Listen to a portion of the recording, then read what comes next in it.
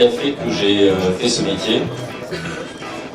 Un petit côté Robin des Bois au départ, je me disais je vais être journaliste pour dénoncer un peu ce qui se passe. J'avais aussi envie de vivre des choses très différentes et il me semblait que le journalisme allait m'apporter ça. Il y avait un livre que je vous recommande, que j'avais lu à l'époque. Il était signé Édouard Baird, qui a été correspondant du Newsweek en Europe pendant longtemps, qui est mort il y a quelques années. Et ça s'appelait « Y a-t-il quelqu'un ici qui parle anglais et qui a été violé ?»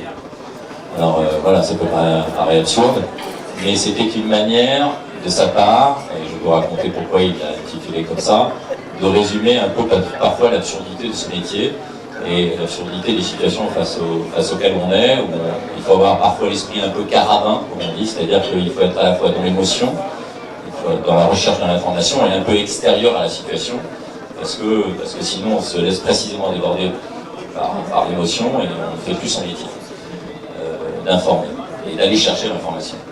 Et lui, il l'avait vécu, c'était lors de la guerre au Katanga, dans les années 60, dans l'ex-Zaïre, et il était arrivé dans un village où les femmes avaient été violées par des miliciens. On les avait rassemblées dans un hangar, et évidemment, elles parlaient le dialecte local. Toute la presse étrangère avait été conviée dans cet hangar pour les interviewer, pour recueillir leurs témoignages. Et évidemment, elles pleuraient, elles criaient, et qu'elles ne parlaient pas anglais. Et donc il y a un jeune reporter de la BBC qui est monté sur une table, et qui à la cantonade a dit « Mais enfin, y a-t-il ici quelqu'un qui a été violé et qui parle anglais ?» Voilà. Pour raconter. Et ce livre, je vous le recommande parce que c'est un très beau livre.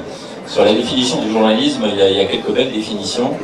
Il y en a une notamment qui dit que un journaliste est un éternel étudiant qui s'improvise, qui devient chaque jour un professeur. C'est-à-dire que vous êtes et nous sommes dans une position où parfois, 3 ou 4 heures après, on parle avec autorité de quelque chose que l'on connaissait à peine quelques heures plus tôt.